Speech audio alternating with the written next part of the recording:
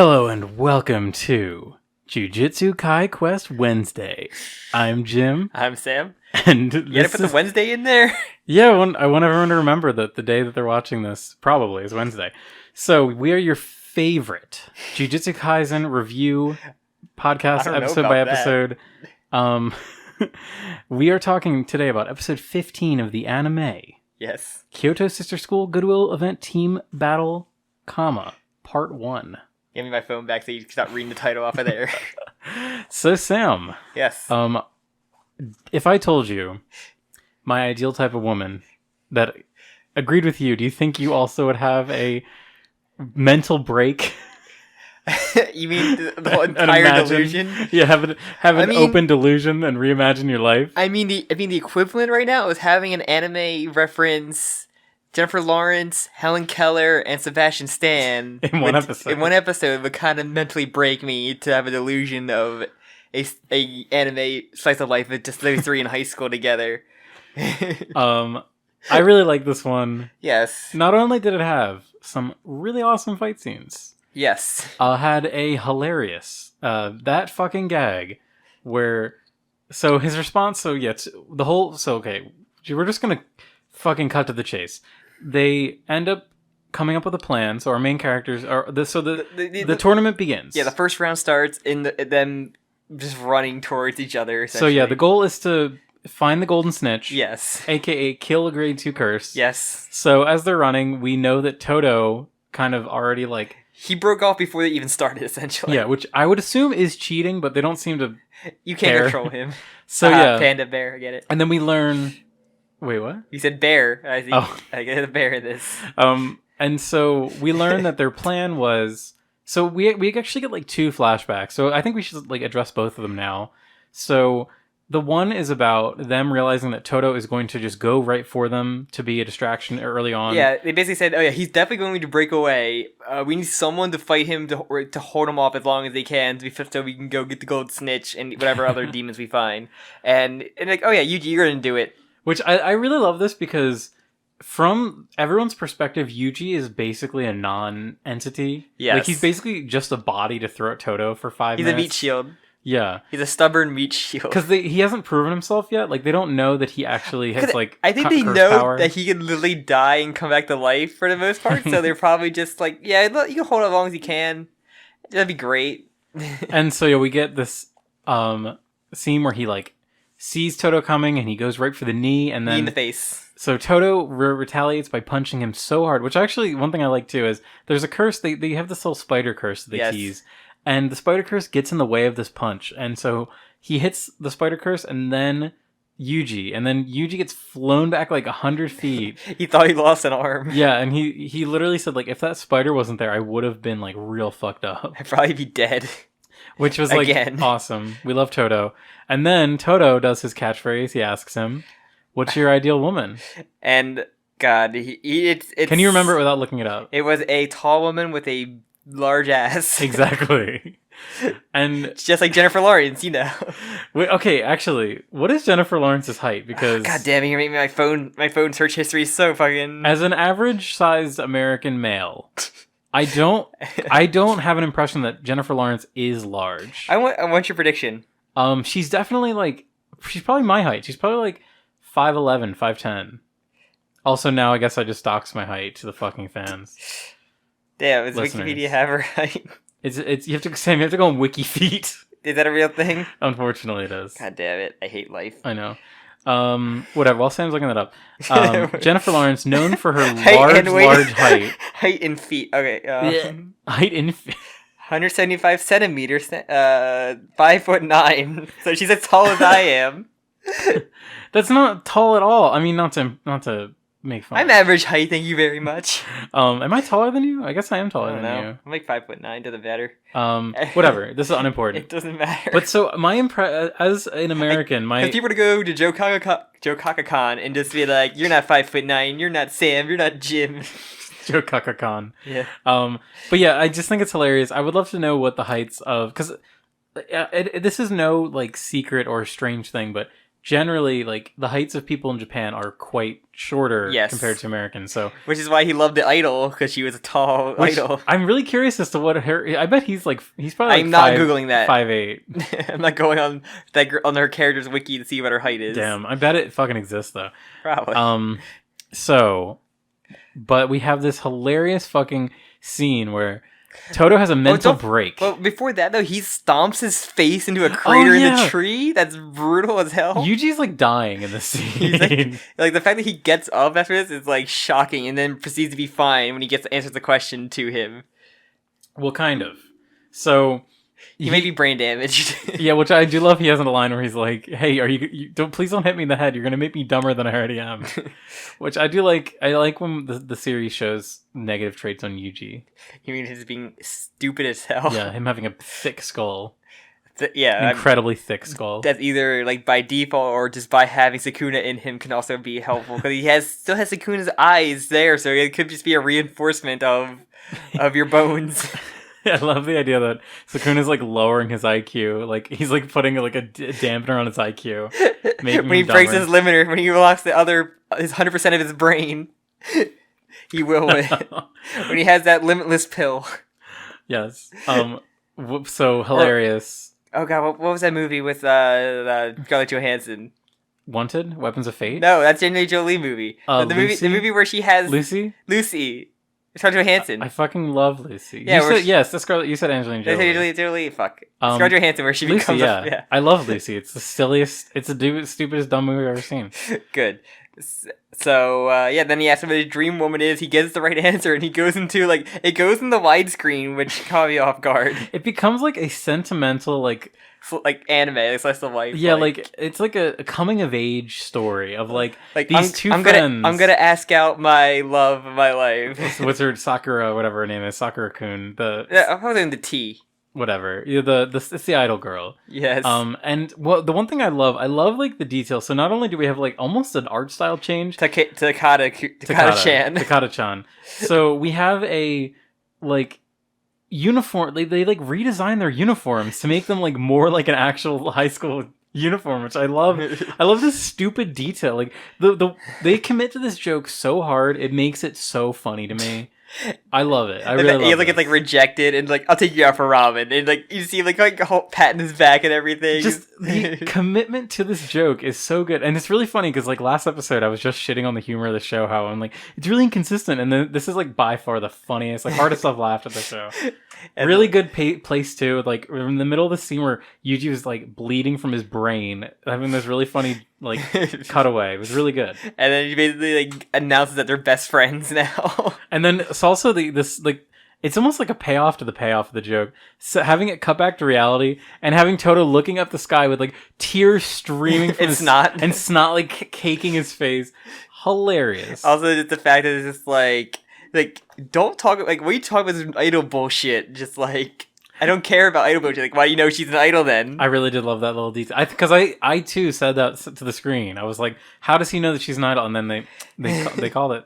So I was like, oh man, this is gonna be him. So because the other team comes in, they're like, oh man, because he's best friends, he's gonna stop them all from beating him up. And I was right, because they all arrive, surround him. The one girl is on her broom, Momo, with her name or something. I forget. Sam, I will never fucking remember any of these characters' names. But yeah, she basically spots him. They all surround him. The blind guy had the bow. The Mekamaru. I think that's the name. Yeah, Mekamaru. It had Genos from One Punch Man, where his hand just opened up to a laser blast. He's got the fleshy. I love that he's got the fleshy muscle tissue under his wood too. That's cool. Yeah, under his wood. Yeah. So yeah, we he also surrounded, but then we get Todo's power, which he claps his hand and he swaps position with the blind archer and Yuji, and it's really cool because it's very quick, instant.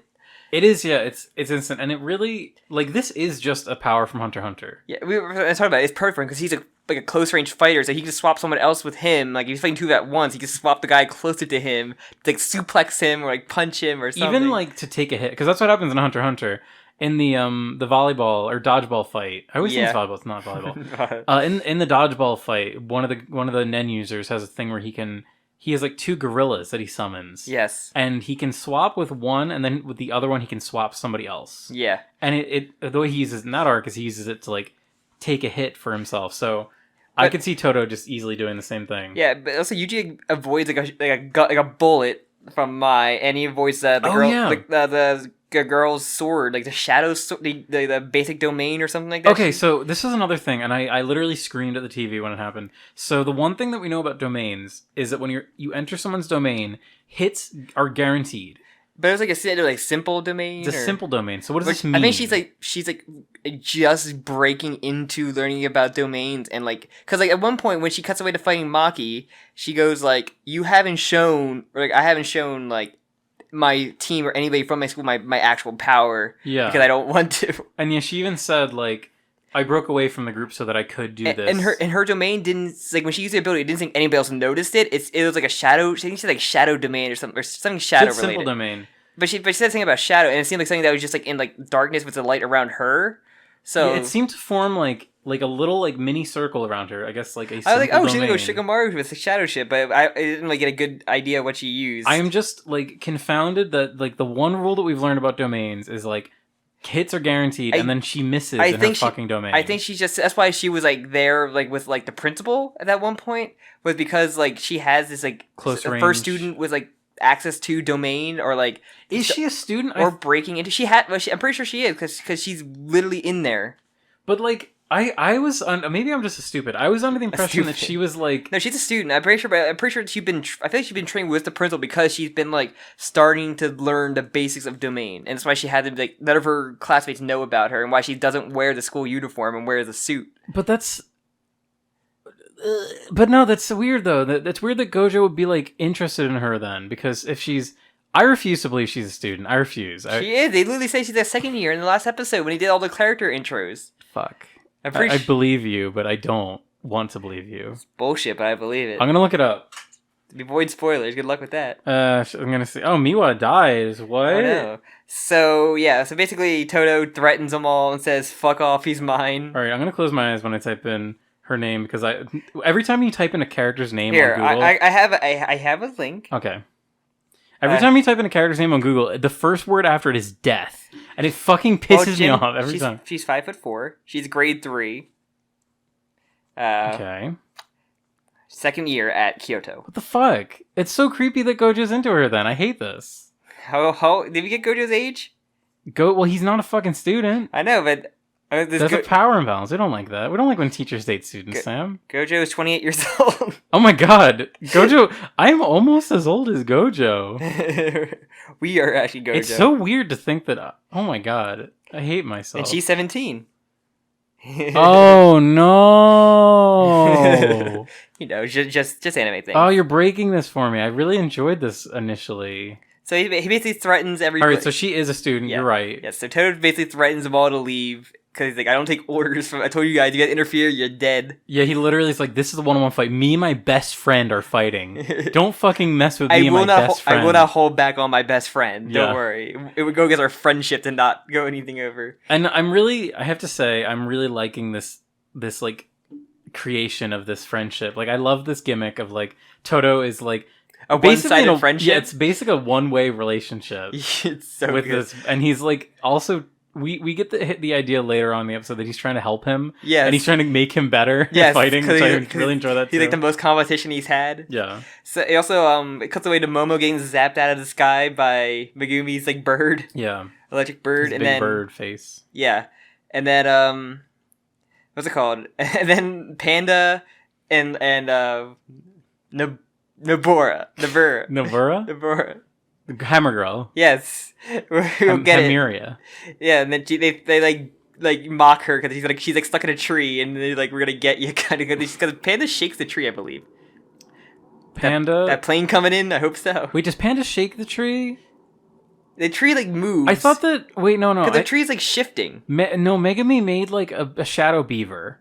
No, and it like bit the shadow beaver is not going to happen. He made a shadow beaver and it bit. No. It chewed the tree down. No, not gonna happen, Jim. Get away from your fucking fan fiction of Megumi's fucking shadow beaver. I want to see the shadow beaver.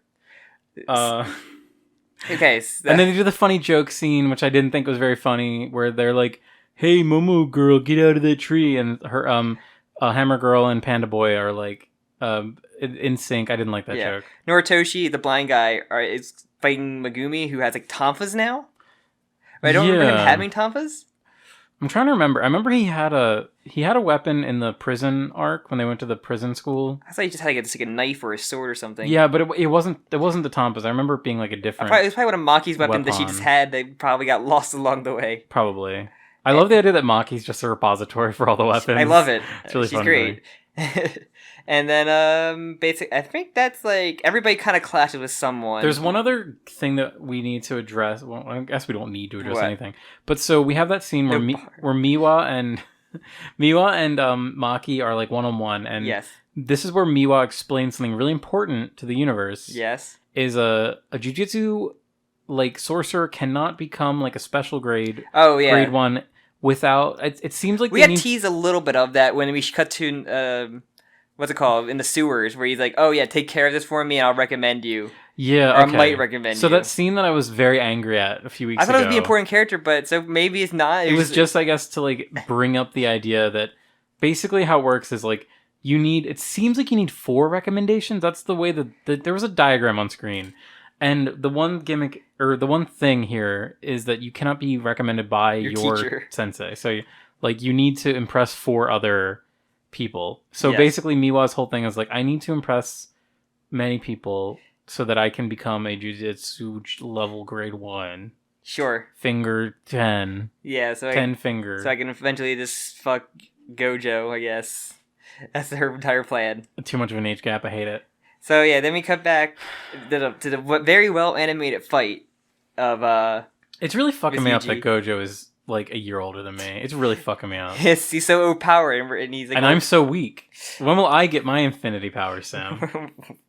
Who knows? Maybe you gotta look for your inner power, your inner jujutsu power, inner sorcery battle.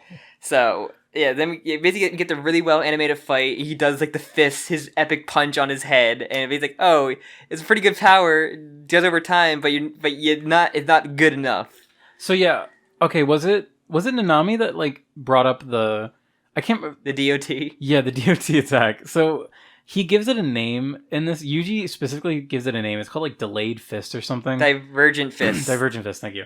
And so basically, I think we mentioned this before. It's like when he punches someone with curse energy, there's like a delay between when the curse, so the physical attacks, but then the special doesn't hit until later. Also. And then he yells about it, but Crunchyroll does a thing where they faded away the subtitles at one time. That was the first time I've ever seen Crunchyroll do anything. I've only seen special subtitles on like Sentai subtitles, where they actually like fan sub stuff. Yeah, it's the only time. It's really funny. I was rewatching, or I was watching a Gigak video, and he did like a video a year or so ago about like fan subbing in anime and how like.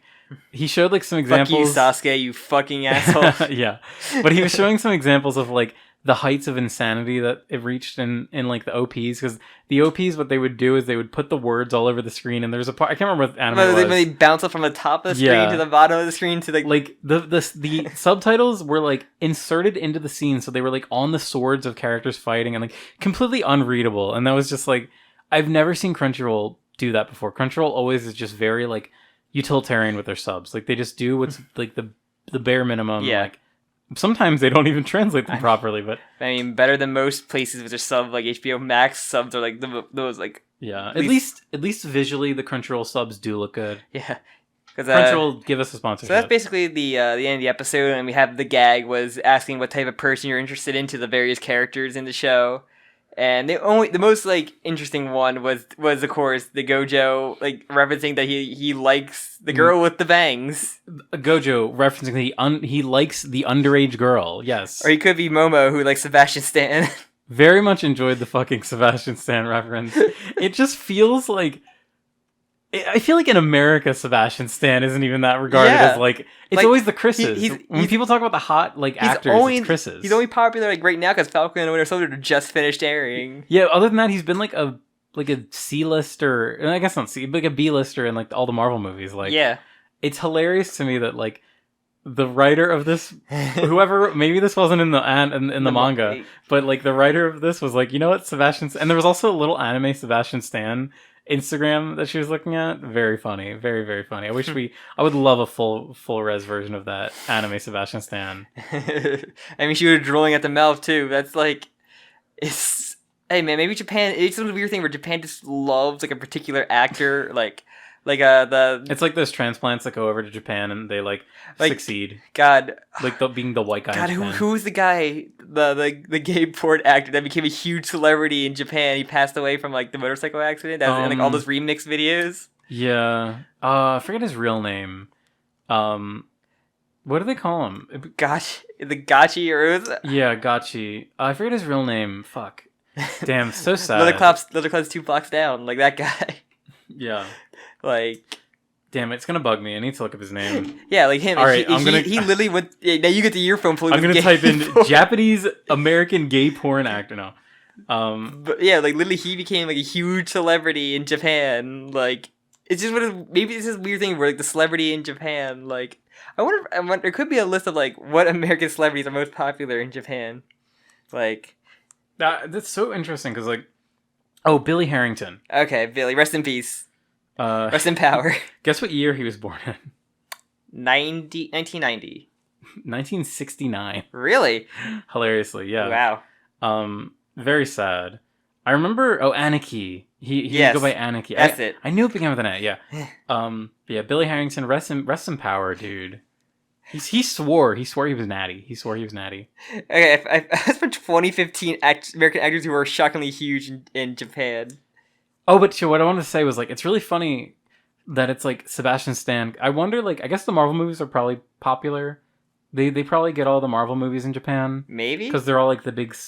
I don't know. Like you always hear more about China, like because China has like a limit on how many blockbusters they accept. So it's like news when it's like, okay, well the Transformers movies do really well there, and like I mean as we learned, like Tommy Lee Jones is like popular in Japan because he made those coffee commercials. Oh, okay, yeah, that's a really good example.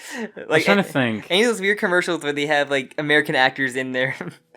Kind of think like there's a few like that where it's like some actor just got a weird like probably couple $1 million deal where he does like 4 commercials and then they are like the biggest thing in Japan, like for like the hugest brands, but it's just this big actor from America. Yeah. So overall, pretty good. Probably one of the best animations in the episode, and I think Todo is the MVP right now. Yeah, I feel like I'm like cautiously hype. Like I'm the hypest I've been for like going into a next episode because of what we've seen, but I'm also worried that it cannot top what we just saw. Hey man, we're getting a fight between the 2 best girls so far. So actually, yeah, I really want them to fucking explain the fucking symbol domain. Like why? I mean, she had her power to anybody. No one else is watching, so they're probably show me Miwa. Also, Momo just fighting like 2 people. I want to see. So Momo can fly. She had to fly. Yeah, Momo also has that funny little internet challenge. Internet challenge. Remember the Momo challenge? Fucking Momo-kun? Yeah, Momo-kun. Yeah, remember the fucking yokai thing? The weird bird lady? Yeah. That's just the Momo challenge. It's like kids getting. It's a creepypasta. It's like Slender Man. It was like a fake Bloody thing Mary. that became real because it was so fake. Yeah. Sure. All right. As a kappa, sure. All right. Yeah. The next episode. Part probably the same title, but part 2. Join us in a week. Yes. For next Jujutsu. You think about it. I'll give the plugs. Thank you all for listening. I'm gonna angrily go on my phone. I'm gonna angrily look up Jennifer Lawrence's height and feet length and gross. Said Jim.